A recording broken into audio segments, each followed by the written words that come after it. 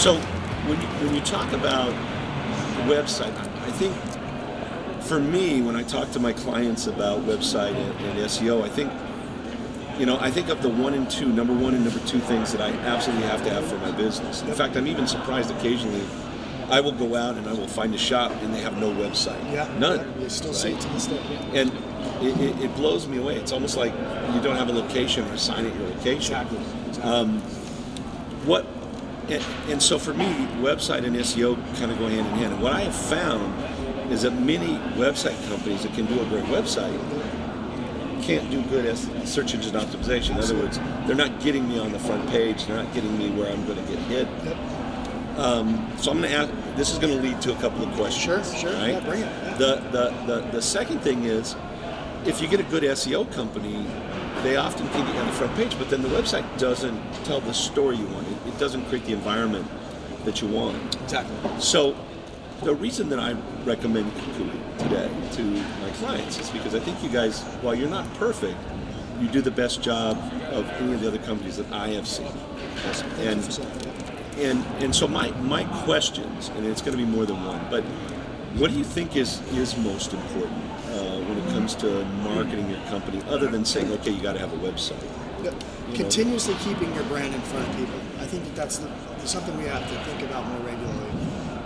I always encourage shop owners to put yourself in the shoes of a customer, right? Like, what does that journey look like? Somebody's car's stuck on the side of the road.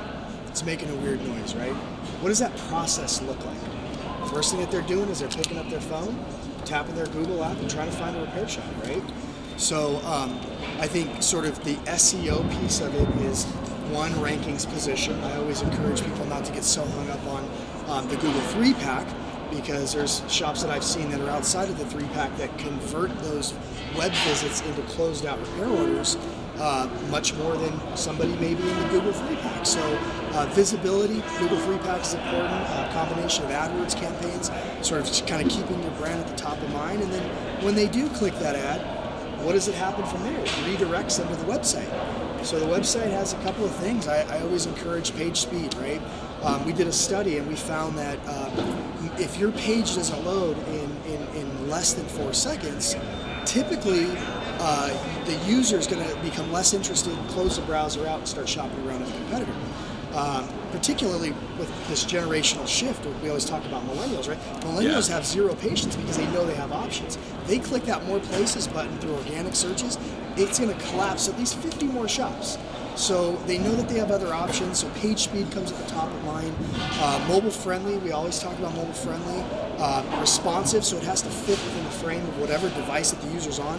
I did a study on that as well, and I found that when you limit the finger tapping and constant movement, you ever go to a website where on your phone and you're constantly having to like increase the font or move your finger around. I don't like that. It's annoying, right? It's annoying. So the responsive sites eliminate a lot of the finger tapping and constant movement, ultimately resulting in a call to action. So I think it's when shop owners understand kind of what that process looks like, they're more likely to kind of change their marketing efforts. So remember call to action, because I want to talk about that later a little bit, because I want to keep kind of expounding on this idea of how do I get seen on the web?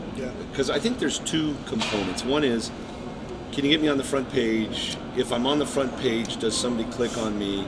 And then the second component behind that is, does it tell the story I want it to tell? Correct. Yeah. So, do I take that customer through a quick educational process that makes them feel good and comfortable about giving me a call? Yep. And then is there a call to action?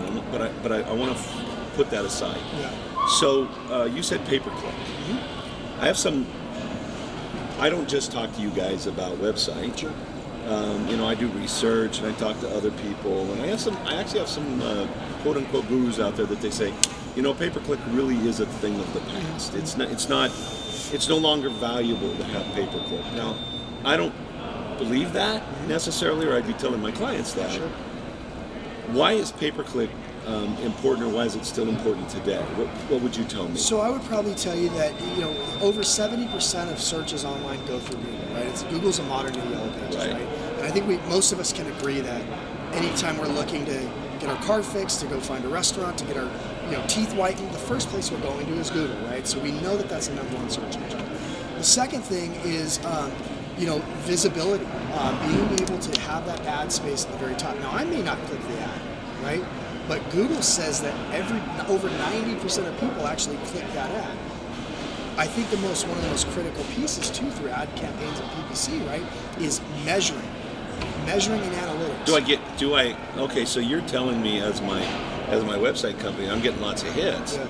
And that I'm making lots of money, but does that really happen? I mean, I need something that tells me, yeah, I mean, I'm getting so many hits, and those hits are actually leading into appointments and people spending money in my business. So all the customers get funneled through the management system. Right. So our Ryder, Mitchell, Napatrax, whatever they're using to print out their repair orders, every single customer gets routed through there. So whatever you enter into your management system, what companies like KuKui, we take, and at the end of the night when the shop closes, we take whatever they did in the management system and we sync it into the platform, providing them a nice, clean user interface, measuring KPIs and key performance indicators. Right. So when I talk about PPC campaigns, the beautiful part about marketing is you're never locked into like a 2-year term or 3-year term. No. Next month I can change my routine every time I want. So I always encourage folks to try it out. Yelp may be good in the Bay Area, but it may not be good in Denver, right? PPC campaigns may be good in Seattle, but they may not be good in Walla Walla, Washington, right? But the thing about a PPC campaign is if nobody clicks on me, I'm not paying. Correct. So exactly. At least I'm looking for, I only pay when somebody clicks. Yep. And I have guys that go, that money it's too much or it's wasted money. My reason for having people in the PPC is because it drives someone else out of there. Right? Exactly. I mean, let's get rid of that third contender, that fourth contender, and give me another spot on the front page. Exactly. And the beautiful part of that is every shop has a target audience, right? So I have a specialty, maybe I repair Japanese vehicles. I'm going to target Toyotas, I'm going to target Hondas, and you can tweak those AdWords campaigns to target those type of customers. And okay, so that leads me into something else, and that is keyword strings, right? And this is something I don't know enough about, but this is something that I've talked with Todd, and so what's that about? Yeah. So keyword, it's basically it's a combination of a few different things. What website's a critical piece, right? We want to be optimized for SEO, search engine optimization. Google looks at a couple rankings to rank your campaigns, right? So and it kind of bleeds into the PPC campaign, but unique content, unique call to action, NAP consistency, which is name, address, and phone number. Right now, Google's crawling the web, and they're looking at every site under the sun, everything from Yahoo, Bing, to Judy's Book, to Kudzu, to YP.com, and they're making sure that your shop information is consistent across the web. And I see all the time, 123 East Main Street, they're E period on Google, but on Yelp they're EAST. Right. So that's an inconsistency, and that's almost 15% of rankings factors. And that's going to bring me down if I don't have my name exactly the same. Exactly. Now what about phone number? Because this leads me into another thing. Because you guys, when I grew up, my shop 325-4123. That was like the magic number. I can still remember it. Yep. And if we ever thought of another phone number, we didn't think of another phone number. That was the phone number. And if I have to have my address right and my name right, what if I'm using different phone numbers on the web, for marketing campaigns? Does that affect me? So that's actually a good question. So, tracking numbers are becoming more and more common as time goes on, right? It's kind of becoming I need to know now, what's happening, right? So as long as you implement a technology which is called DNI, which is dynamic number insertion.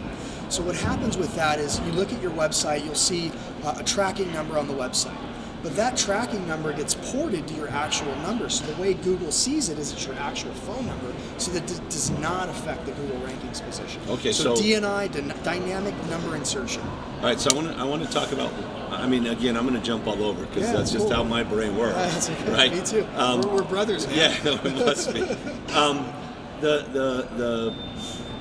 There are companies that send me emails and they go, "Hey, we went on your site and we noticed that your information is the same information on somebody else's site, or you're copying information, or whatever."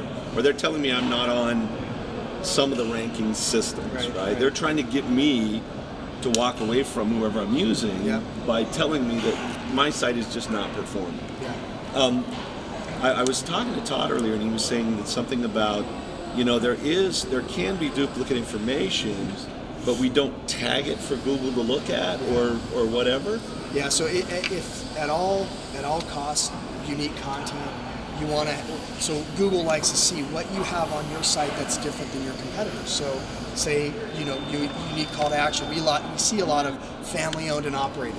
We see that all over the place. It's not very unique today. It's not very unique, right? And dealership alternative, right? We see these things. But if you say, you know, Park City's most trusted Japanese repair, I guarantee not a lot of shops are doing it. Plus, right? that's a good keyword string for Google to see and rank. Exactly. And then, of course, if I'm in Park City and I want the top or the most trusted auto repair. Boom! Exactly. You're gonna be more likely to come up where I want you to Google come likes up. to see that stuff. You need call to action. You know what you have on your site that other competitors don't have. So do I? You guys, okay, so one of my concerns that I hear from clients about KuKui is you got 1,700 shops now, or you got 1,800, whatever that number is. It's like this unbelievable number of shops that are pretty much your KuKui. You're doing the same thing. How do you create content for them that's unique content for 1,700 shops? Yeah, well, KuKui doesn't write content. We have contractors that we actually work with that write the content. But really a key thing is understanding how to separate yourself from everybody else. Now, every shop is different. Every shop has a different goal. So I think a lot of companies, it's sort of irresponsible to assume that they want to focus just on retention, assume that they want to target new acquisition. They could be up to their neck in cars and say, I just want to thank my customers when they leave. So every shop has a different goal and objective, right? So it's up to us to identify that. The non-negotiable, every shop that comes on board with KuKui, we spend about 30 minutes going over an interview.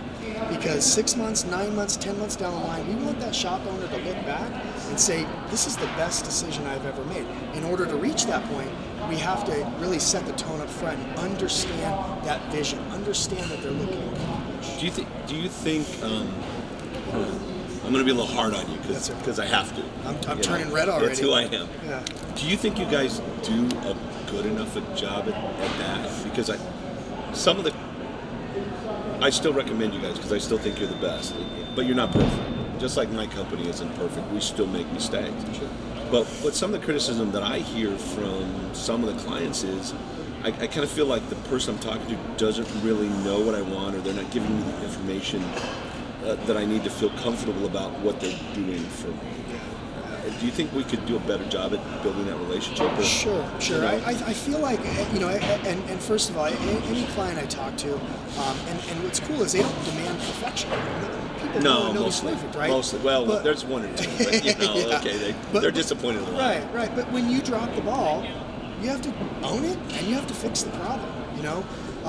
We feel like it's two directional, right? Best platform, best support.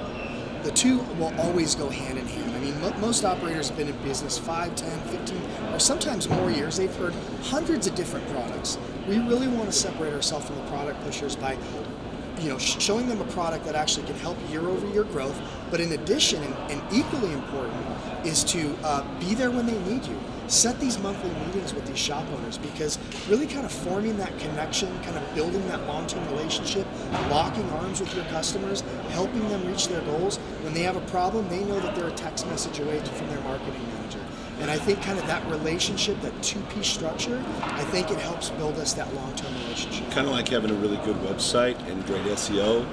So not only do they find you, but when they see you, you tell the right story that makes the customer feel good. And you're right. I mean, I could knock somebody's socks off with the best platform out there, show them the best and the latest greatest. But if I gave them a 1-800 number and said, you may have to wait on hold for 20 minutes, or we might email you back in a week. I mean, the value of that platform gets thrown out of the window. Isn't that kind of interesting? Because a lot of my clients really are the dealership alternative, or so that's their competition, if there is any. And the problem with the dealerships is that they're not responsive to their clients. They don't talk to them. You have to call 12 times. You get on voicemail. You don't talk to somebody, et cetera, et cetera. So the same thing that's true of automotive service and repair is true in the website world or the SEO world. Absolutely. All right, now I wanted this not to be a KuKui commercial. Because I really want to kind of grow you in a couple of areas. So let's make a shift and let's talk about call to action. Because one of my problems with most calls to action is it's a $24 oil change, or it's some kind of a, here, come on in because we're cheap. And I don't think that captures the kind of client that I want for my clients. So tell me about call to action. I mean, every marketing piece that I have needs to have a good call to action. But explain to me call to action. Help my clients and my viewers understand call to action and what should we do.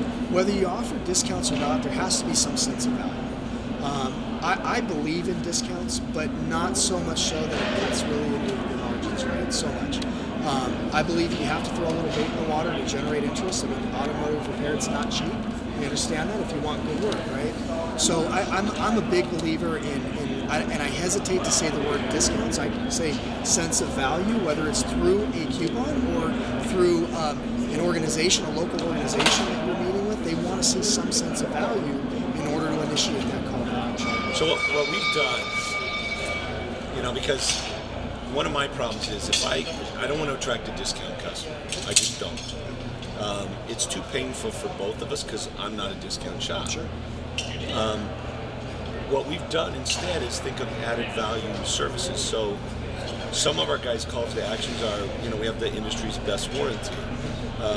We have loaner cars that we'll help you with loaner cars. Other calls, sense of value. Right. Sense of Building value for the right client. Yep. Another thing is kind of a bribe, and that is, $50 towards your first service or repair as a tryout, because we know that you're going to love us because our service is so good, right? And kind of so more explaining that as a bribe, as a discount coupon or a $50 discount coupon. Now let me tell you what I hate absolutely the most about websites. When I open a website up and it says free, 10% off, and it just bombards you with all of that. You attract the wrong type of customer. Right. And I guess maybe not. I mean, maybe if you are a discount shop and that's how you're set up, then that's what you should be doing. But for most of my clients, and I would bet for probably most of KuKui's clients, that's not what you're trying to accomplish. Exactly. In the direct mail world, and I won't name names, which I certainly could. There's 2 or 3 good companies that do direct mail. Sure. But almost all of them are, look, we don't even want to send the mail if you're not going to do a $29 oil change or something. So how is KuKui about, I don't want to run a discount coupon at all. I just want the greatest presentation that I can have. And that does happen. There's clients that say, I'm not the shop that's going to throw a discount. You still have to keep your brand in front. So you recommend newsletters, right? How to prepare your car for winter. Most shops are really good nowadays about collecting email, and I feel like emails are highly underutilized. Oh, yeah. And everybody always says, I don't want to be the spam guy. Now, get that off of your mind right away, because these are your customers who have voluntarily raised their hand and said, I prefer to communicate through email. I'm that customer. Yeah, right? Send me absolutely, an email. because right? it's on my time. Yeah. It's not on your time. Yep.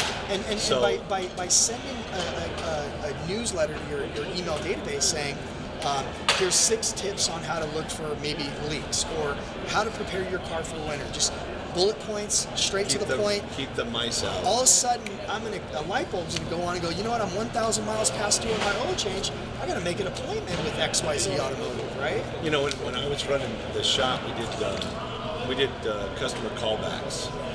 And customer callbacks were different situations. And when we did customer callbacks, I guarantee you that I got 2 or 3 appointments for every 20 that I made. Sure. Because they just were like, oh yeah, I was supposed to make an appointment for my daughter's car when I was there, or whatever. I would say you have 2 problems in a business. Number one, if you have a good product, your problem is, how do I let those people out there know that I'm here? And then how do I get them interested in my product? Those are my 2 biggest issues. Yep. And we know the web to be, right now it is, I'd say 90% of a marketing campaign, but you said too, I need to keep my name out, so website can't do the whole thing. Website's not both. Yeah. And it's a combination of things. I always think about marketing as all these different pieces of the puzzle, right?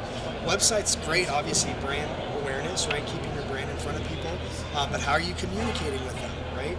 I think something that's I'm becoming more and more interested in is our attrition rates. Right? How are people falling off? One of the biggest, and Cecil knows, I mean, my company collectively have been over 1,000 shops, but I've been to several hundred over the course of 7 years myself. One of the biggest problems I know we face in the industry is the lack of consistency. Like, I mean, you could be busy one day for I'm 9 slammed, months, and all of a sudden I got nothing. Well, what are we doing during those slow times? Right. Let's start calling people we haven't seen in a year. And those are my favorite type of calls, Cecil, because you're not trying to sell them on something. What you're trying to do is just check in. Hey, Joe, this is Mike here at XYZ Automotive. I haven't seen you in a year. We're just checking to make sure everything's going okay with your 2008 Honda Accord. Yeah. And you know, the reality is if you know the shop owner gave a list to a service writer, say 30 people, you're not going to get 30 people in your shop. But if you call 30 people and you get 3 people as a result of not being instead busy, of none. That's, right? Yeah, and then you factor in your average repair order. Yeah. And all of a sudden, that's not chump change. That's thousands of dollars. That's a $2,000 day, right? Yeah. I made $2,000 for nothing. Right. Exactly. And otherwise, I would have been sitting around twiddling my thumbs. Exactly. We have a process that we work with our clients called the 20 calls process. So if my shop is not booked out today, looks like it's going to be slim, we get on the phone. First thing we call is people that missed their appointments. So they had an appointment at some point in time, didn't show up. The second thing we call is someone that in the past 90 days or so had recommendations that didn't get done. Hey, you were in, 90 days ago, have you had that brake job done? Because if not, it's even more important now. And I'm not even ashamed sometimes to say, look, February is really a slow time. And traditionally in our business, so I'm willing to give you 10% off to come in now in February. And then the third part of that is get on call people that haven't been in a year and a half, 2 years, and just ask the question: is everything okay? Did you decide not to come back to us, or did you? And I can't tell you how many times I've made that call, and the person on the other side of the call has said, Cecil, I just forgot. I haven't serviced my car, and it's probably 7,000 miles past due. Right. And then they come right in. There's so many types of scenarios. It could be they moved away. Yeah. Or they passed away. I've seen that happen. And maybe you upset them last time you were in, and they just didn't want to waste their time by writing a review or dealing with it. They're going to your competitor. You don't know unless you reach out to them. And then, of course, if I get whatever response I get, if I get a lot of people that tell me, "Hey, you upset us," then maybe I'd better think about my presentation and the way that I'm doing what I'm doing. Sure, absolutely. So if you were to tell me, I've got, 5% of my budget, 9% of my budget for marketing, and I'm gonna go on, where do I put that money? Obviously, I think website is probably my number one place, and then SEO falls behind that. But after that, what would you do? AdWord campaigns all day. I'd be doing PPC campaigns all day. Okay. Depending on the market, Yelp is heavy in the San Francisco Bay Area. But it Most may of not California. be most of California. Yeah. Yep. But it may not be good in Denver or Kansas City, Idaho, Yeah. right? So that's all variable.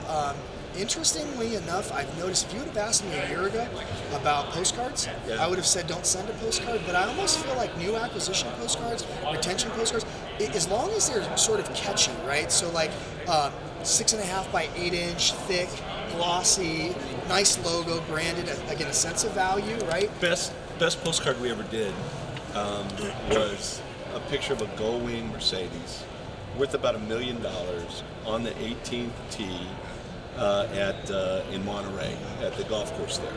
Okay. It had the company's name on it and the Gullwing, and that's all. And we had about a 10% response rate on that postcard. And the only bad news is we only sent out about 800. So imagine doubling that. Yeah. If we I don't know, maybe that would have been a bad idea, right? Bring a bunch of Mercedes customers in that you can't take care of. Right, that's true. One of the things that we talk about with a lot of our clients, a thing called drop cards. So it's kind of a postcard, but it kind of says something like, hey, I notice you have a very nice Audi. If you already have a shop, please take this as a compliment, but if not, we want to be your guys, right? Very nice. And those are dropped right on the car, near the customer's door handle, the driver's side door handle. Those seem to be working. And I would tell you that 3 years ago, I would have said, don't do direct mail. But today, I think direct mail is kind of a part of an overall. Like you said, I don't think there's only one or two things that I got to do. I got to do 15, 16, 17 things consistently. All right. I don't know what our time frame is. I don't know how far in we are. I think we're probably 30, 40 minutes in. But what advice would you have as far as website goes? Because that's your bailiwick here. I can't believe I just said that. Just really aged me. That's your thing. I'm like scratching my head. What does that like, mean, right? That's like pre-1900s. Yeah. I don't know where I got it. Probably in a previous life. Yep. But what advice would you give for people on their site? What do you think is most important? Well, figure out your target audience. That's number one. Like, what type of customer are you looking to attract? What I mean by that is heavy duty, light duty, Japanese, European, domestic. What type of customer are you looking to attract? So make sure you build out a custom website that speaks to your audience, right? Speaks to your audience. Also, it has to have those simple components. Page speed, number one. If it's not loading in 4 seconds, as I mentioned earlier, close the browser out, shop around with a competitor. Once it does load, you have to capture what I call interest and attention within 6 seconds, right?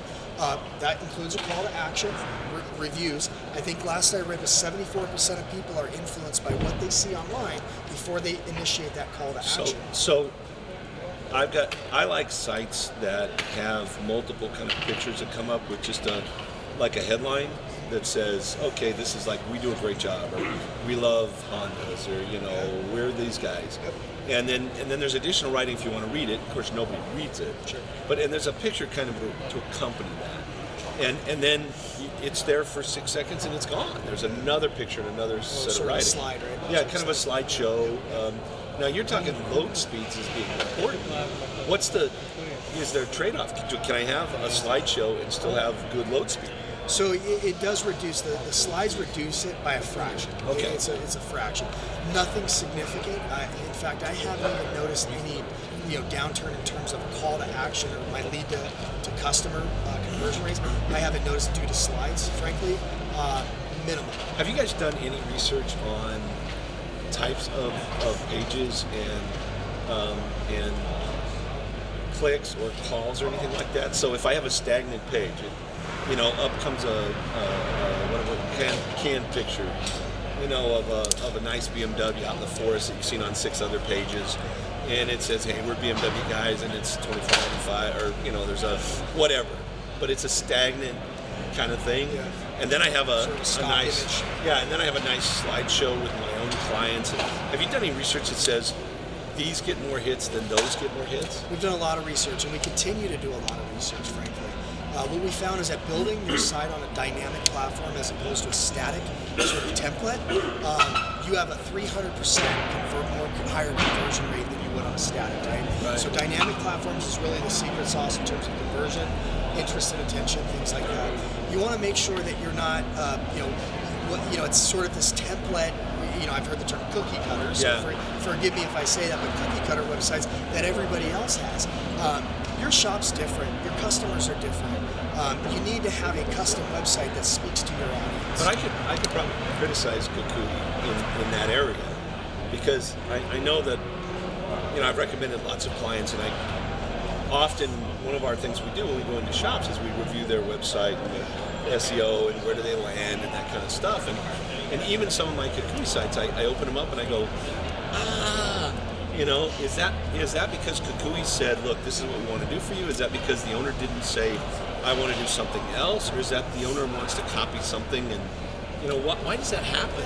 A lot of it has to do with the interview, because remember what I said, the first step in a KuKui sign-up is we want to understand. We spend 30 minutes with them learning them, and part of that sort of questionnaire we ask them, design preferences. Do you see any websites out there that you like that are sort of catchy? So we use.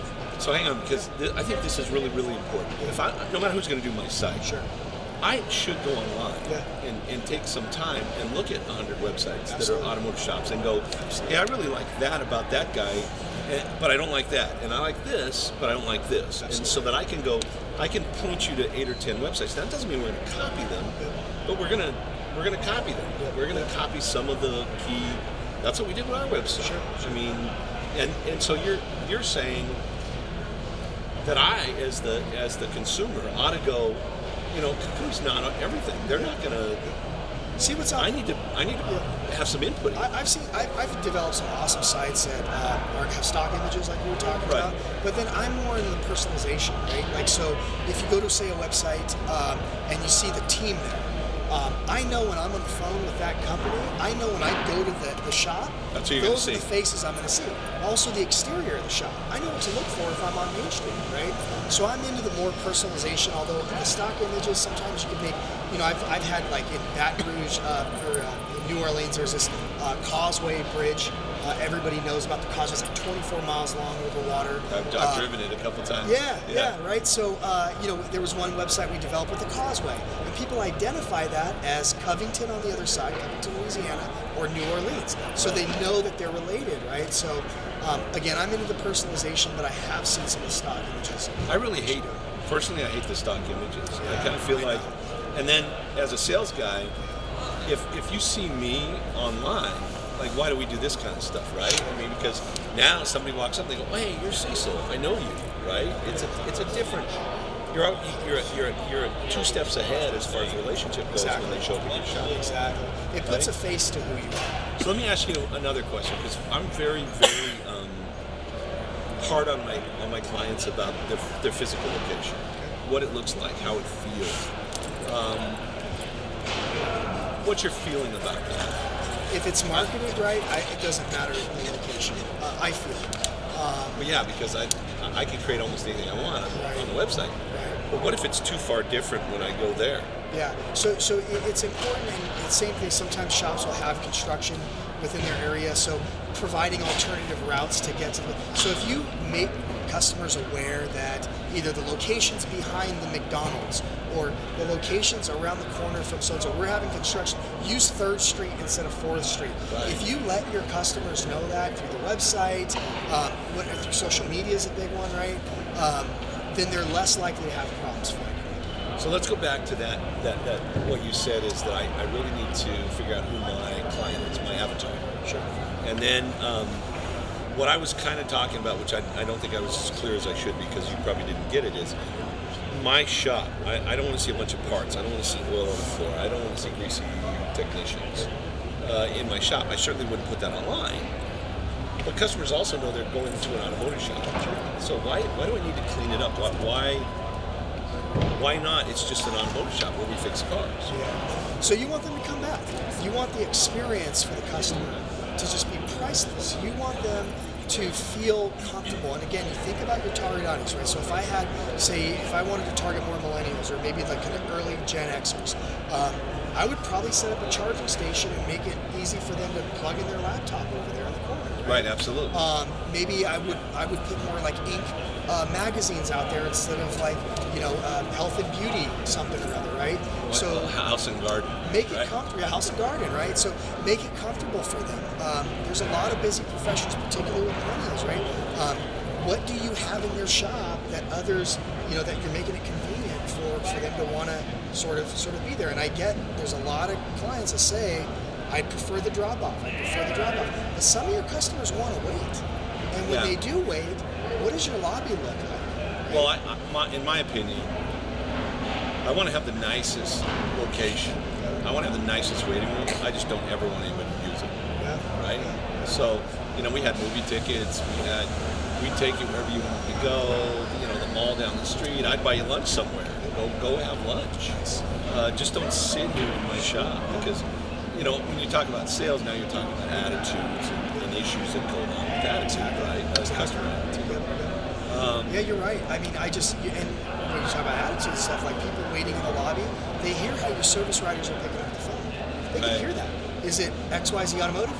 Or is it, I mean, I've been to shops and they've said hello thinking it was a telemarketer. Right. And I'm like, and it was a legitimate customer. And don't forget, customers in the lobby can hear that. They can hear how team members talk to each other. So perception is key. And it's a form of retention. I was in a shop the other day. I walked in and they had a fairly large area. It's probably 20 by 50. Yep. 2 guys in there, service advisors. I don't know, 2 people that work for the company. They had the company shirt on. Yep. I was in there for over 9.5 minutes before anybody recognized me. And you know, I come in with my leather case. I might look like a salesman, but you know, I also have 7 cars, and I spend a whole heck of a lot of money on this vehicle. Sure. So, you know, you just never know who that person's going to be. And I think also on the web, you never know who that person's going to be that's taking a look at you. Exactly. Right? Exactly. Now, I would also say that my website is designed, and my marketing is designed not just to attract that avatar, that person that I want, but it's also designed to kind of push the other person away. KuKui, I give you kudos because you give me lots of leads. But now I'm saying I want to chase some of those leads away because they're really, I don't think they're legitimate leads. How do you guys feel about that? So leads are one thing, and leads are important. But at the end of the day, it's all about converting those leads into visits. And I think we all can agree with that, right? A lot of companies are fixed on impressions. Hey, you know, Joe, we can get you 10,000 views a month to your website. But if those 10,000 people converted into $0 in revenue, it doesn't mean anything. Right. Doesn't mean, so at the end of the day, it's who's coming in, how much money are they spending, and then what's my return on investment. Do you track, do you guys track like a second visit or a third visit? All the time. Okay, so you know that you have the capacity to do that. It's funny too because I have access to all of that. I just haven't dug into it the way that I probably should. I know. Yeah. When, like that 1 o'clock in the morning between 1 and 3 where I normally sleep. That's true. All right. What else would I ask you? If you have a question for Mike, go ahead and send it in, and we're monitoring the line. So if you have a question for him, now's a great time to ask that question. Let's go back to keywords to current relevant content. All right, now because I talked to somebody recently. And I said, look, current relevant content is important. And I actually sent an email. I got an email back, well, you don't know what you're talking about. Current relevant content is all BS now. It doesn't mean anything. Am I wrong? Is current relevant content not matter anymore? Current relevant content is critical. However, I've seen a lot of shop owners overdo it. They feel like they have to do 150, 200 pages of content in order to get top rankings. You don't even, in most cases, you don't need all of it. So is less more now? I don't want to say less is more. I just think you just kind of do it in phases, right? I always recommend, you know, maybe 10 to 15 pages to start out with. Let's check our, you know, how we're ranking organically, and then kind of maybe every quarter. But then you're also talking current relevant content. So the website is a living, breathing thing. Yep. And I need to be adding content, Absolutely. you know, just kind of incrementally down the road. Absolutely. And then the other thing is, as I start to ship I have a shop right now that's a BMW mini shop, and they're going to add Audi and VW. I kind of said don't add VW, but they're going to do it anyway. All right, but they're adding Audi and VW. Now they need a landing page for Audi and VW, right, which they don't currently have, and now we need to start adding keywords and current relevant content for Audi and VW throughout the site. Exactly. But I don't need to go in and put in 100 pages. That's not going to help me. Exactly. Blog platforms, that's a form of SEO that helps too. But yeah, current relevant content, you got to have it. Just, I feel like because oftentimes I see shop owners overspending. They're spending thousands and thousands of dollars on content that they don't necessarily need. So, what about guys that are spending keywords like $2,000-3,000 a month on keywords? You know, at some point it's going to cap out. And I've you know, take the Denver Metro, hundreds of auto shops in Denver, hundreds. And I've seen people with $5,000 to $8,000 a month budgets, and frankly, you cut that in half because frankly you're overspending. And a lot of times marketing companies do that because they get a management fee or they market their pay-per-click. So the more AdWords that shop is spending, the more money is going to go in their pocket, right? So you want to go with a reputable company that doesn't market their pay-per-click, that doesn't charge a management fee, because they're really in it for the true interest of the shop. Just for you. And not them. So. What about, I know it's in my head, hang on a second. Because keywords, pay-per-click. What about hitting pay-per-click at 1 in the morning? Because I know KuKui, at least the last conversation I had with Todd was, look, we don't want you running an ad necessarily at 1 in the morning because you're not there to answer the phone at 1 in the morning. But I have some shops that go, well, wait a minute, maybe that client at 1 in the morning would make an appointment on. Maybe they want the club like going that. Or something. Yeah, I don't know, right? You're coming out of the bar drunk and you're, I wrecked my car, I'm going to call the shop. Like, right yeah, there, please no. Yeah. But always segment your ads during the different times of the day, usually during the day. Right? If you throw an ad there between 8 and 10 in the morning, it's not successful. I probably would not do that again. Yeah. Let's do it in the afternoon. Let's test the waters. Maybe it's after 5, but between 5 and 7. Right? Yeah. So just test it out. That 2 a.m. when the bars close, probably not the time I want to be on. Probably not. The pay-per-click. Probably not. All right. Do we have any questions? No, I have no questions. Wow. Well, you know what? I think we're going to wrap it up because unless you have something to tell the group out there, other than you can't, it's not sales pitch. So not yet. Do you have any great advice for my clients or people who would be watching? Yeah. Well, I mean, I would probably just say perform an audit, perform a marketing audit, right? From a website perspective to everything you're doing to communicate with your customers. See what you're doing now, understand your goals, and then work with a company. To gather feedback. Cecil obviously is phenomenal. I know in other areas you see marketing is not necessarily your strong suit, but in other areas in terms of growing their average repair order, stuff like that. But yeah, work with somebody that's able to kind of help you create a plan and help you reach those goals. But it's been a pleasure, and good luck with everything. Not yet. We're not done because I got one more. I got one more thing one more little avenue that I kind of want to go down. Or at least I had one, and now I'm thinking because you said. Marketing is, I'm always uncertain of marketing. This isn't the avenue, but not because I don't think we're good at it. I think we do really well with our clients, and I think KuKui would kind of back that up, right? But because it changes so drastically. Oh, I know exactly what it was. I got one more thing that I think we need to cover. All right, so you guys are good at what you do, and you have account reps that are going to interview me and all of that stuff. But don't I really still have to pay attention to all that and manage it? Don't I really need to be looking online? And my advice to my clients is go online, take a regular look at your statistical data, take a regular look at your site, make sure that the site is coming up, do some searches. Now, maybe you can help me with this because this is something that I've always heard, and that is, when I'm searching on my computer, I buy these shirts. I don't know what the guy's name is, but they're expensive. Some movie star wears them or something. And then later when I go online and I search for something else, up come these shirts, right? So I've been tagged, I've been whatever. Okay, now, but I'm going to search for automotive repair. I'm going to search for Toyota repair, in Denver. I'm sitting in Denver at my shop, and I'm going to put in, auto repair, and I want to come up. I want to be the top guy. Well, I always come up. Is that part and parcel because I've done that search multiple times and my computer knows that? Exactly. Yeah, Google actually captures that. It's called remarketing, right? So if I go and if I'm looking at a nice pair of shoes, Adidas, no matter where I go on the web, it's actually going to display that ad. So you just have to, just proceed cautiously when you're actually doing those remarketing ads. Because sometimes it can get overbearing.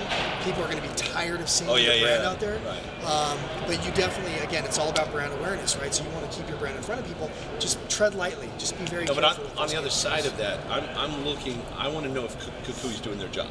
So I'm going to my computer once a week, and I'm searching auto repair, and up comes my name. Of course, it comes up first because my computer knows that I searched that here, and that's what I'm looking for. Can I get around that? Do I go in and get rid of my history? Will that help me get around that, or no? It's already Google's already identified that. So how do I search? How do I test you guys out? Do I have to go?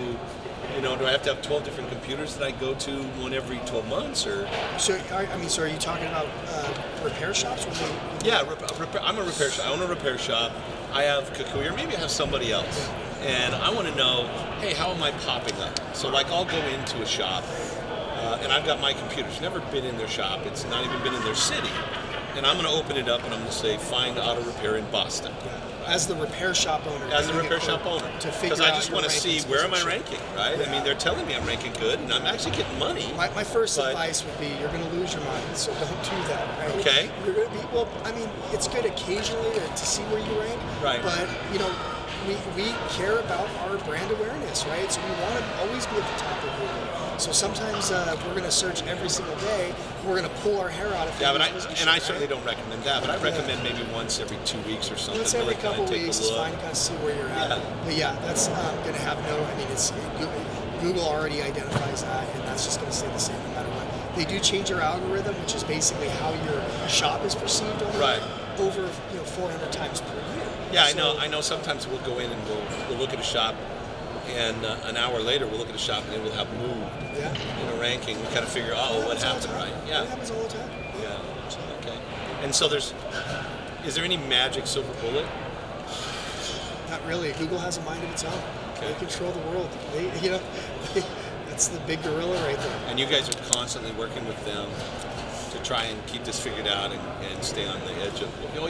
You're going to say yes no matter what. Well, yeah. Well, as a Google Premier partner, and it really speaks a lot of volume that we're a Google Premier partner, because if you'll see thousands of Google partners out there, but less than 3% of partners are considered Premier. And if you go to Google right now and type in how to become a Premier partner, you'll actually see it's a tier ranking. So it really comes down to the performance through your performance. So we achieve that, and less than 3% of partners are. So we understand the factors. Although we never promise a shop top position all the time. I don't know that you can. Nobody can, right? So if you ever hear a marketing it's company a battle. say, it's a constant battle. And I've seen marketing companies say that to this day. Hey, I guarantee you a top position on Google. Fire them right away, because that's absolutely not true. Google's the only one that can control your rankings position, and it's sort of kind of cracking the Da Vinci code, right? We understand what it's going to take to get to the top, so that's what I would say about the KuKui clients. We understand what Google looks for in terms of rankings factors. All right, cool. Now, thank you so much. I really appreciate you being here. It was really great. Thanks, man. Stay with us online. We're going to be talking later today, sometime between 5 o'clock and 9 o'clock, with some clients as they come through and talk about the program and ask questions. And so we're going to have some more Facebook Live today. Thank you very much for your time. Bye, everybody. Hey everybody, I just want to let you guys know that we have changed a lot on our website. We've added a lot of new features today, and we're going to be doing some promotions. So go to iframe.com/events and get some of those promotions out. Thank you.